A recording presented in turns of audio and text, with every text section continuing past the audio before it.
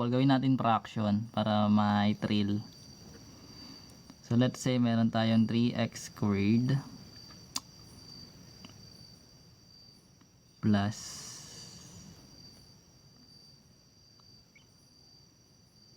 2x, wait lang, negative b plus minus kasi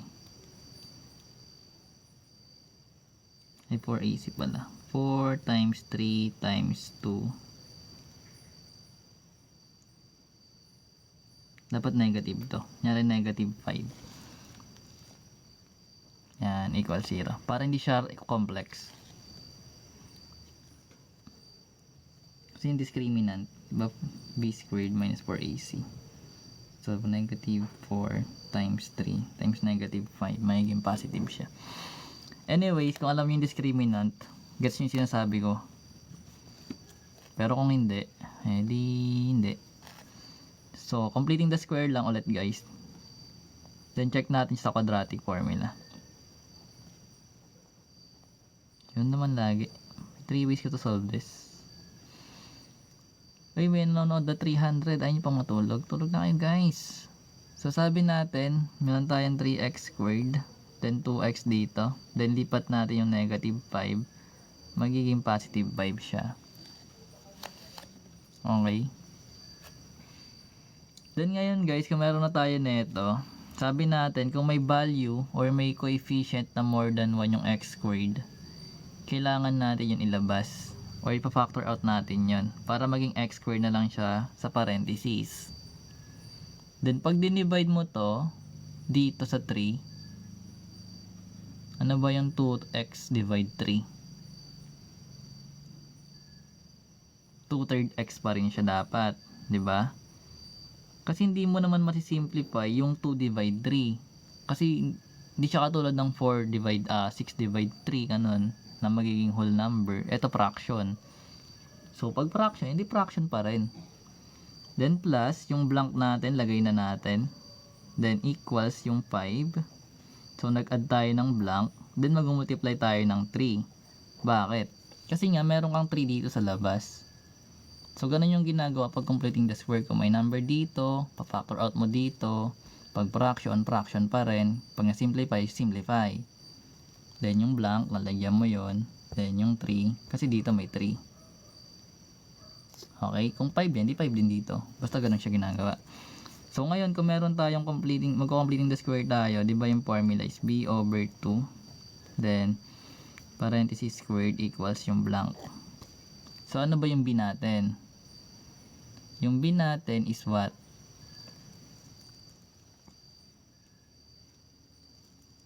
2. 2 ba? Yung b. B. Lang, kakasabi lang natin eh. Ano yung b guys? B nga ni. 2/3. Kung ano yung kapartner ng variable x mo, yun yung b. Bakit ba b tawag doon?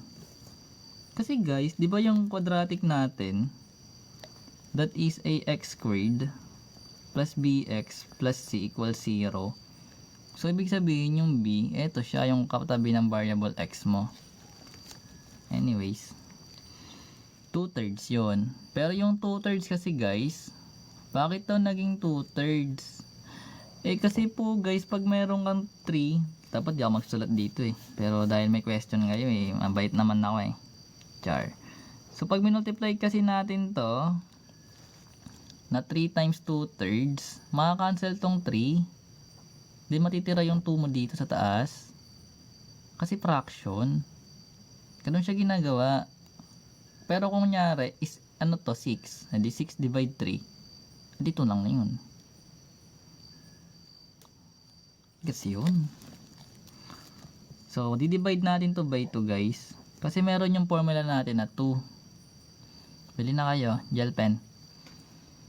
So, ito guys, thank you kay Nyum. Ano na to guys? Pag sinimplify natin yung b natin, anong kalalabasan?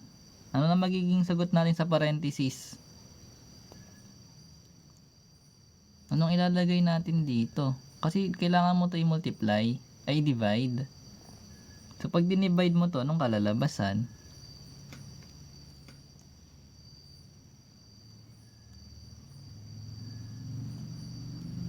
Hindi kayo marunong mag-divide. Char. Pag hindi marunong guys, lagot kayo dyan. So kapag ganito yung format ng fraction mo guys, anong division, you can make both numerator and denominator into fraction para hindi ka mahirapan. Kunyari, yung numerator mo yung whole number, di over 1 mo siya para maging fraction. So sa case na to kasi, meron tayong denominator na whole number, which is 2. So over 1 mo siya, magiging fraction form na siya. So cross multiply lang, or multiply mo to dito sa pinakababa, sa denominator niya. So magkakaroon ka ng 2 para dyan. Kasi 2 times 1, that is 2. Then ito naman sa baba, multiply mo rin. So magkakaroon ka ng 6, which is 1/3. Yung siya ginagawa. So ibig sabihin, magiging 1/3 tong nasa parenthesis.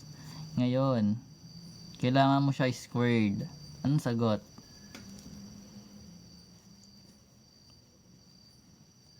One over 6, 1 over 9. Ano ba talaga? Ay, binago guys. So magiging 1 over 9. So kapag ganito naman yung given, hindi po yan 2 over 6. Kasi ang 1/3 guys, kapag mayroon kang ganitong form, naka-squared siya, ibig sabihin, yung numerator i-squared mo rin as well as yung denominator. At ang 1 square, hindi yan 1 times 2. That is 1 times 1. Then yung 3 squared, that is 3 times 3. Kaya magkakaroon ka ng 19. Ito yung ibig sabihin yan. Power rule ang tawag dyan. So magkakaroon tayo ng 1 over 9 para dito. Gets yun? Ay, thank you Clay. Pwede. PM nyo lang ako guys. Pag kaya ko sagutin ko. Anyways.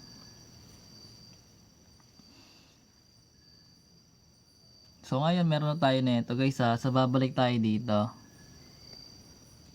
So ibig sabihin, magkakaroon tayo ng 3. Kasya ba yun dito? Gawin ko dito 3. Eto perfect square na to, trinomial. Hello. Then yung meron tayong variable x. Then kung ano yung nakalagay sa parenthesis, yun ay magiging pair ng variable x mo. So yung 1/3 natin positive. So magkakaroon ka ng plus 1/3. Then squared mo yun. Equals etong 5 plus 19 times 3. Gets yun? Nagigets? Gets to? Mamaya try natin yan. L. Gets? Okay tayo doon.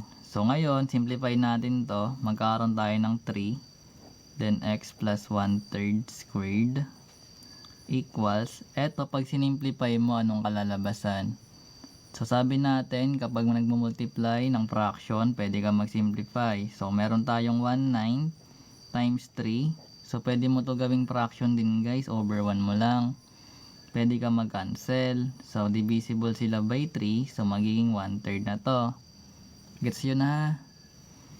So magkakaroon ka ng 5 plus 1/3. So eto, kailangan mo to i-add. Baka gawin mo siyang ano ha. Kung marunong ka pag ganito guys, pwede kang gumamit ng conversion ng mixed number to improper fraction. Or pwede kang mag LCD kung gusto mo. Hindi, paliwanag natin para maintindihan. So kapag kasi addition guys, pwede kang mag ano, kapag ganito yung format, pwede mo siyang gawing improper, like i-multiply mo lang to dito sa 5, then i-add mo yung 1. So 3 times 5, 15 plus 1, magiging 16 over 3 siya. Parang ganon. Or kung ayaw mo ng ganyang format, pwede ka mag LCD. Paano yung LCD? So yung 5 mo plus 1/3, so yung whole number gawin mo siyang fraction. So meron kang 3 as LCD. Skip count mo si 1, skip count mo si 3. 3 yung number. natatamaan nila. Nauna. Hindi naman kasi lang applicable yung ganito eh. Paano kung minus? 'Di ba? So magkakaroon tayo ng divide, then times sa numerator. So 3 times divide 1, that is 3, times 5, magiging 15.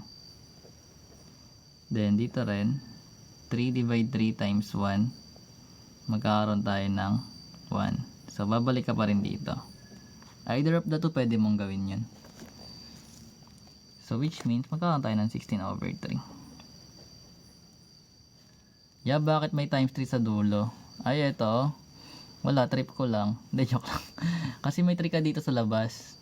Pag may number ka dito, multiply mo yon. Pero kung yung given mo is x squared lang kasi, tingnan mo kung ganito lang yung given mo. Ano? Uy, thank you sa heart. Let her cook. Luto ka na. Kapag x squared lang, wala, 1 lang yung coefficient dito. So kahit hindi ka na mag times ng 1 doon, okay lang. Pero kung may number yan dito guys, gagawin mo yan doon. Anyways, balik na tayo. Uy, thank you po sa letter. Sa ano guys. So meron tayo na ito guys. Sasabi natin katulad kanina, kailangan mo siya i-divide by 3. Ha? Hala. Para ma-eliminate to. Sino kaya to? Thank you po. So matitira na lang dito is x plus 1/3. Then squared natin. Then ito guys, same nang ginawa natin dito ha. So anong kalalabasan neto guys? Nakakaantok mabagal eh no. Nag-arap ako eh. Hindi, binabagalan ko para sa nahihirapan kasi medyo tricky to guys. Gawin nyo na lang akong ano, radyo. Ginawang radyo. Nasaan si engineer? Wala. Kaya na i-mental guys, di ba? Kasi alam mo na yung gagawin eh, katulad nito. Kumbaga, pwede mo na yun i-mental.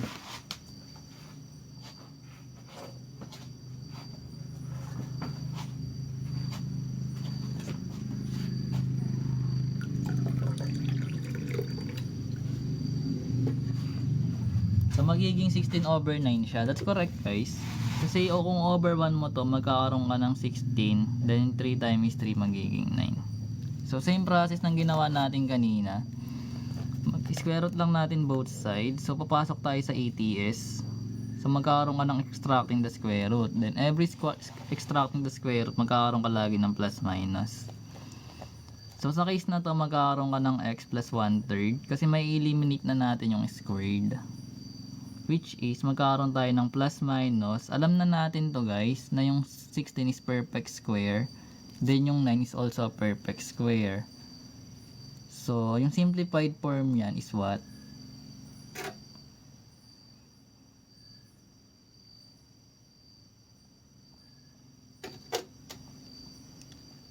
That is 4/3. Gets natin yun ha?